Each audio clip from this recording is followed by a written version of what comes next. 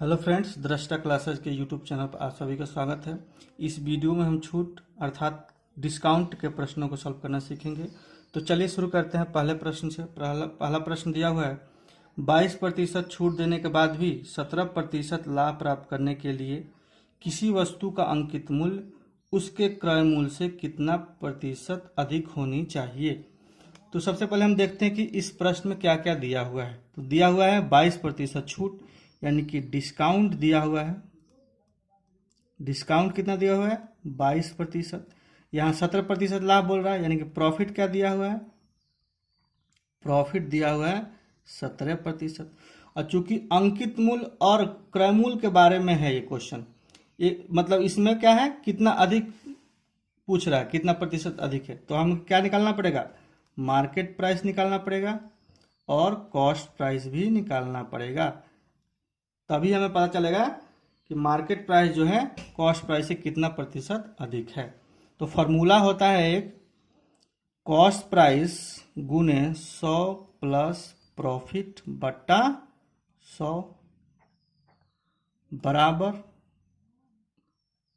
यहाँ है यहाँ कॉस्ट प्राइस गुने 100 प्लस प्रॉफिट बटा 100 बराबर मार्केट प्राइस गुने 100 माइनस डी यानी डिस्काउंट बटा 100। ये फॉर्मूला होता है। इसी में वैल्यू पुट कर देंगे, आंसर निकल जाएगा।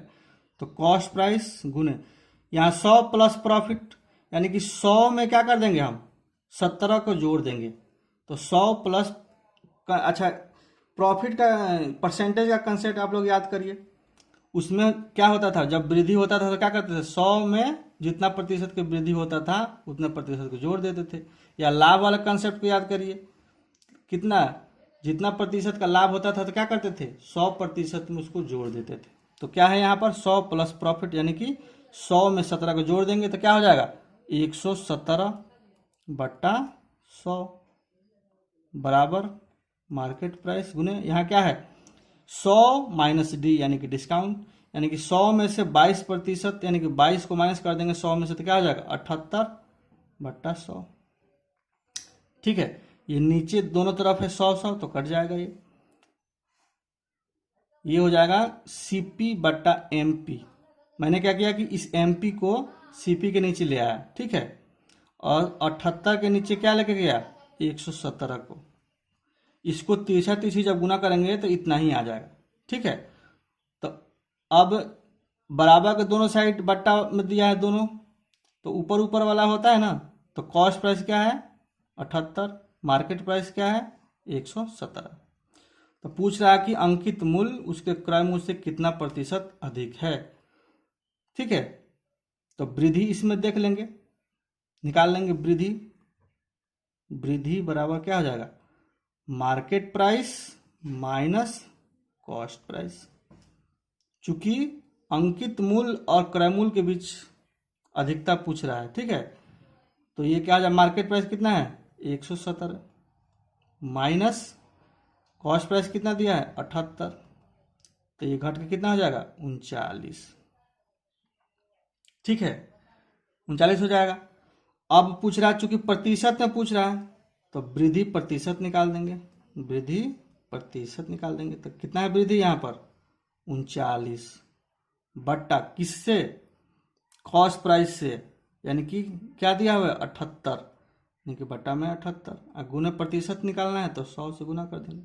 तो ये क्या हो जाएगा? 2 बार में कट जाएगा, ये 2 से कटेगा 50 बार में 100, तो क्या हो जाएगा आंसर? 50%।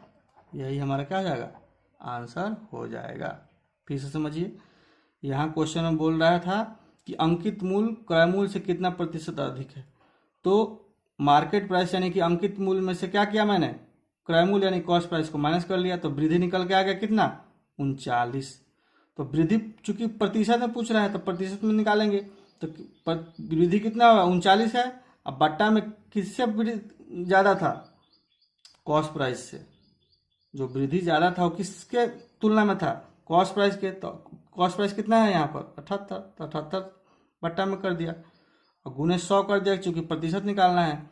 इसको 39 से ये कटेगा 2 बार में 78, और ये 2 से कट जाएगा 150 बार में, तो 50% आंसर निकल गया। अगला प्रश्न दिया हुआ है कि यदि विक्रय मूल्य 1680 रुपया हो तो 16% की हानि होती है। यदि 8% की छूट देने के बाद भी 15% का लाभ होता हो तो उत्पाद का अंकित मूल्य कितना होना चाहिए। तो यहाँ क्या दिया है, विक्रय मूल्य यानी कि सेलिंग प्राइस कितना दिया हुआ है, 1680 रुपया, ठीक है। और यहाँ हानि दिया हुआ है, लॉस दिया हुआ है प्रतिशत में 16%, तो कॉस्ट प्राइस निकल जाएगा ना। कॉस्ट प्राइस कैसे निकलेगा, ठीक है। अच्छा यहाँ देखिए, कॉस्ट प्राइस गुने 100 माइनस लॉस होता है, लॉस बटा 100, तब बनता है सेलिंग प्राइस, बनता है ना। कॉस्ट प्राइस गुने 100 माइनस लॉस बटा 100, उसके बाद ये क्या बनता है, सेलिंग प्राइस बनता है। तो इसको हम क्या कर देंगे, उधर लेके चले जाएंगे, तो सेलिंग प्राइस बराबर क्या हो जाएगा, सॉरी कॉस्ट प्राइस बराबर क्या हो जाएगा, सेलिंग प्राइस गुने, ये उलट होगा, तिरछा तिरछी गुना हो जाएगा तो 100 ऊपर चला जाएगा, अब बट्टा में क्या हो जाएगा, 100 माइनस लॉस, ठीक है। तो ये फॉर्मूला बन गया एक। तो हम निकाल लेंगे यहाँ से कॉस्ट प्राइस, सेलिंग प्राइस हमको दिया है, तो क्या कर देंगे 1680 गुने 100 बट्टा, यहाँ क्या 100 में से लॉस घटाया है, तो 100 में से जब 16 जाएगा 100 में से, तो क्या हो जाएगा 84 हो जाएगा ये, ठीक है। अच्छा ये कट जाएगा, देखो 20 बार में कटेगा ना, 84 से काटेंगे तो 20 बार में कट जाएगा 1680, तो ये गुना हो जाएगा, तो कॉस्ट प्राइस कितना आ जाएगा, 2000 रुपया आ गया कॉस्ट प्राइस। अब फॉर्मूला लगा देंगे, कौन सा, कॉस्ट प्राइस गुने 100 प्लस, अच्छा मैंने सिर्फ यहाँ वाला लॉस लिखा है, क्वेश्चन में आगे छूट भी दिया हुआ है, ठीक है, यहाँ छूट दिया है और यहाँ 15% लाभ की बात कर रहा है। तो फॉर्मूला क्या होगा, कॉस्ट प्राइस गुने 100 प्लस प्रॉफिट बटा 100, ठीक है। और मार्केट प्राइस गुने 100 माइनस डी यानी कि डिस्काउंट बटा 100। चूंकि आगे क्वेश्चन में क्या बोल रहा है कि 8% की छूट देने के बाद भी 15% का लाभ होता है, ठीक है। तो हम क्या कर देंगे, यहाँ कॉस्ट प्राइस कितना दिया, 2000 निकाला मैंने, तो 2000 गुने 100 प्लस प्रॉफिट, तो यहाँ देखिए तो प्रॉफिट कितना है, 15% की बात कर रहा है ना, तो 100 प्लस 15 115 बट्टा 100। और मार्केट प्राइस क्या है, हमको निकालना है, या अंकित मूल्य निकालना है, तो अंकित मूल्य वैसे ही रह जाएगा, गुने 100 माइनस डी डिस्काउंट, 8% डिस्काउंट की बात बोल रहा है देने के, तो 8 माइनस हो जाएगा 100 में से, तो कितना हो जाएगा 92 बटा 100 हो जाएगा, समझ में आ रहा। अच्छा ये बराबर के दोनों साइड देखिए, नीचे में क्या है 100 100 है, तो ये 100 100 कट जाएगा, ठीक है। अब देखिए अब क्या कट रहा है, देखिए आप इसको एक बार लिख लीजिए, क्या MP बराबर क्या हो जाएगा, ये जो है MP गुने 92 है, तो 92 को यहाँ इधर ले जाएंगे तो भाग में हो जाएगा, ठीक है। तो 2000 गुने 115 और बट्टा में क्या हो जाएगा 92, ठीक है। तो ये 2 से कटेगा तो कितना हो जाएगा 46, ये 2 से कटेगा तो कितना हो जाएगा 1000, ठीक है। अब 23 से काट देंगे इसको, 23 से 2 बार में कटेगा 46, और ये 23 से काटेंगे तो क्या हो जाएगा, ये हो जाएगा 5, 23 से 46 को 2 बार में काट दिया, 23 से 115 को 5 बार में काट दिया, और फिर ये 2 से काट देंगे 1000 को, क्या हो जाएगा ये 500 हो जाएगा, ठीक है। तो 500 गुने 5, ये 500 गुने 5, तो क्या हो जाएगा 2500, बस यही आंसर हो जाएगा। यानी कि मार्केट प्राइस क्या निकल के आ गया, 2500 रुपये निकल के आ गया। नीचे शायद नहीं दिख रहा होगा, एक बार देख लीजिए, मैंने यहाँ पहले 2 से काटा है तो 46 हुआ, फिर 23 से काटा है तो 2 हुआ, फिर इस 2 से इसको काटा था, मतलब नीचे से आप लोग देख लीजिएगा। अगला प्रश्न दिया हुआ है, किसी शोरूम में किसी वस्तु का सूची मूल्य 2000 रुपये है और इसे 20% और 10% के क्रमागत छूटों पर बेचा जा रहा है, इसका शुद्ध बिक्री मूल्य ज्ञात कीजिए। शुद्ध बिक्री मूल्य का मतलब क्या है, सेलिंग प्राइस पूछ रहा है, ठीक है। तो सेलिंग प्राइस पूछ रहा है, तो सेलिंग प्राइस का फॉर्मूला क्या होता है, छूट में सेलिंग प्राइस बराबर मार्केट प्राइस गुने 100 माइनस डिस्काउंट बटा 100। कंसेप्ट में अब मैंने जब आपको बताया था डिस्काउंट कंसेप्ट में, तो आपको बताया था कि मार्केट प्राइस पर जब छूट दे दिया जाता है तो क्या बनता है, सेलिंग प्राइस बनता है। ठीक है, मार्केट प्राइस में से जब हम छूट दे देते हैं यानी कि छूट को माइनस कर देते हैं तो ये सेलिंग प्राइस बन जाता है। ठीक है, तो अब हम निकाल लेते हैं। कैसे निकालेंगे, मार्केट प्राइस क्या दिया है यहाँ पर, 2000 रुपया दिया हुआ है। 2000 गुने छूट पहले कितना दिया है, 20%, यानी कि 100 में से 20 माइनस कर देंगे तो कितना हो जाएगा, 80/100। चूंकि यहाँ क्रमागत बोल रहा है 2 बार, तो 2 बार हम छूट निकाल देंगे। तो अब 10% निकालना है, पहले 20% निकाल के क्या हो गया, 20% हमने छूट दे दिया तो कितना 80% बच गया ना। 10% छूट को माइनस कर देंगे क्या हो जाएगा, 90% बच जाएगा। ठीक है, अच्छा ये देखिए 2 जीरो से ये 2 जीरो कट गया, 1 जीरो से ये 1 जीरो कट गया, और ये 1 जीरो से ये 1 जीरो कट गया। ठीक है, तो क्या हो गया, 2 गुने 8 2 गुने 9। ठीक है, तो 9 8 72, 72 दूनी 144।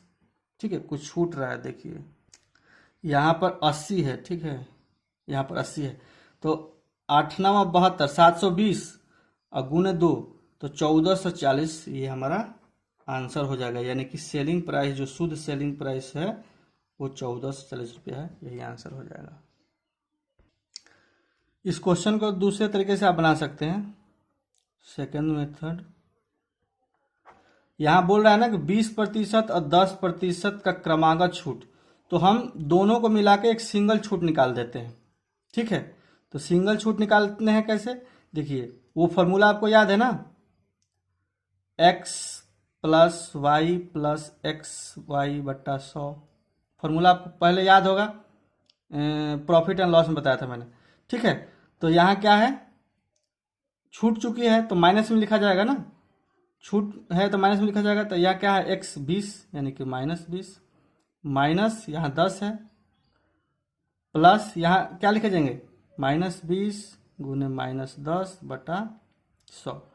तो ये क्या हो जाएगा, -30, ये माइनस माइनस क्या हो जाएगा, प्लस, तो प्लस क्या हो जाएगा, अच्छा ये 20 गुने 10 200 हो जाएगा, तो 200 बटा 100, तो 100 है तो कट जाएगा तो क्या आ जाएगा, ये 2 बच जाएगा। इसको गुना करेंगे और 100 से भाग देंगे तो 2 आएगा, तो क्या हो जाएगा, -28। यानी ये जो -28 है ये क्या है, छूट प्रतिशत आया, छूट प्रतिशत। ये दो अलग अलग छूट देने के बाद ये दो अलग अलग छूट को हमने क्या किया, सिंगल छूट में चेंज कर दिया, तो क्या आ गया, 28%। देखिए अगर देखेंगे तो 20%, 10%, 30% होगा, लेकिन एक्चुअल में ऐसा है नहीं, एक्चुअल में 28% ही छूट है। तो यहाँ क्या पूछ रहा है, शुद्ध बिक्री मूल्य यानी कि सेलिंग प्राइस पूछ रहा है, तो 28% छूट दे दिया। ठीक है, तो रेस्ट कितना बचा, रेस्ट बाकी कितना प्रतिशत बचा, वो 100% में है तो 100 ही होता है ना प्रतिशत में, तो 28% छूट दे दिया तो कितना बच गया, 72% बच गया। ठीक है, तो सेलिंग प्राइस निकाल देंगे, मार्केट प्राइस गुने, सॉरी मार्केट प्राइस, ये मार्केट प्राइस कितना है, 2000, 2000 है ना, 2000 का 72% निकाल देंगे। 2000 का 72% निकालेंगे तो कितना आ जाएगा, ये 2 जीरो से 2 जीरो कट गया, तो 20 में 72 से गुना होगा तो क्या होगा, 72 दूनी 144 और 1 जीरो यहाँ से आ जाएगा, यानी कि 1440 आंसर हमारे ये आ जाएगा। फिर से समझिए, मैंने क्या किया कि यहाँ पर 2 क्रमागत बट्टा लिया था, उसको सिंगल बट्टा में मैंने कैलकुलेट किया तो कितना हो गया, 28% आ गया। चूंकि हमें यहाँ प्रतिशत छूट नहीं निकालना है, हमें यहाँ निकालना है सेलिंग प्राइस, तो सेलिंग प्राइस निकालना है तो इतना परसेंट तो वो छूट दे चुका है 100% में, तो बचा कितना, 72%। तो यानी कि मार्केट प्राइस जो है यानी कि 2000 रुपया जो है, ये 2000 रुपया है, इसका 72% ही सेलिंग प्राइस होगा, तो ये 1440 रुपया आंसर आ जाएगा। अगला प्रश्न दिया हुआ है कि एक बिक्री के विज्ञापन में 10% और 20% की 2 क्रमिक छूट प्रदर्शित की गई है। यदि नगद भुगतान पर 5% की अतिरिक्त छूट दी जाती है नगद भुगतान करके खरीदी करने पर मिलने वाली कुल छूट ज्ञात कीजिए। तो यहाँ क्या बोल रहा है, 10% और 20% के दो क्रमिक छूट प्रदर्शित किए गए हैं। तो हम क्या करेंगे, पहले कि समतुल्य छूट निकाल देंगे। समतुल्य छूट प्रतिशत निकाल देंगे, यानी कि यहाँ 10% 20% को जोड़ेंगे तो 30 हो जाएगा, लेकिन 30 होता नहीं है। जब समतुल्य निकालेंगे तो देखिए क्या फार्मूला आता है, वही फार्मूला होता है x + y + xy बटा 100, यानी क्या -10 -20 प्लस -10 गुने -20 बटा 100। ठीक है, तो ये क्या हो जाएगा -30, और ये 10 20 गुना होगा तो क्या हो जाएगा 200, 200 में 100 से भाग देंगे तो क्या हो जाएगा 2, यानी कि +2, यानी क्या हो जाएगा ये -28% आ गया। समतुल्य बटा किसका, समतुल्य बटा किसका आया है, 10% तथा 20% का समतुल्य बटा ये आ गया इतना। और फिर क्या बोल रहा है कि नगद भुगतान पर 5% की अतिरिक्त छूट दी जाती है। ठीक है, तो हम क्या लिखेंगे कि पुनः 5% के अतिरिक्त छूट के बाद कुल छूट प्रतिशत। ठीक है, तो वही फार्मूला लगा देंगे जो ये लगाए हैं, ये फार्मूला। तो क्या हो जाएगा, अब यहाँ क्या 28 है ना, तो हम लिख देंगे -28। ठीक है, फिर ये अतिरिक्त 5% है तो -5 प्लस -28 गुने -5 बटा 100। इस फॉर्मूले का है हम इस्तेमाल कर रहे हैं दोबारा से। अब इसको ले रहे हैं 28% को और इस 5% को। ठीक है, तो ये क्या हो जाएगा, ये हो जाएगा 28 और 5 33 -33% प्लस, अब इसको गुना करेंगे कितना हो जाएगा, इसको गुना करेंगे तो क्या आ जाएगा 140 बटा 100। ठीक है, यानी कि -33, और जब भाग लग जाएगा तो क्या हो जाएगा 1.4। तो इसको जोड़ेंगे तो कितना हो जाएगा, अच्छा सॉरी, -33 में से +1.4 को घटाएंगे। ठीक है, तो क्या हो जाएगा -31.6%। तो यही जो है कुल छूट प्रतिशत निकलेगा, क्या 5% की अतिरिक्त छूट देने के बाद, नगद भुगतान पर 5% की छूट देने के बाद कुल छूट क्या निकल के आएगा। तो जब भी समतुल्य, जैसे कि दो छूटों का समतुल्य छूट निकालना हो तो ये वाला फॉर्मूला इस्तेमाल करते हैं। तो हमने क्या किया 10% और 20% का समतुल्य छूट निकाल दिया इससे। ठीक है, तो अब ये एक छूट हो गया, अब 5% का अतिरिक्त छूट। तो फिर क्या करेंगे हम, वही फार्मूला निकाल लगा के, इस फार्मूला को लगा के फिर हमने क्या एक कुल छूट वाला, यहाँ नहीं दिख रहा होगा, 5% 28% का समतुल्य छूट निकाल दिया, यानी कि कुल छूट निकाल दिया। तो क्या होगा माइनस, ये माइनस का मतलब क्या है छूट 31.6%, यही आंसर हो जाएगा। ये माइनस सिर्फ ये दिखाता है कि छूट है ये, लेकिन आंसर में क्या लिखा रहेगा 31.6% छूट, इतना लिखा रहेगा। ये आपको पहचानने के लिए है कि माइनस जो है छूट को प्रदर्शित कर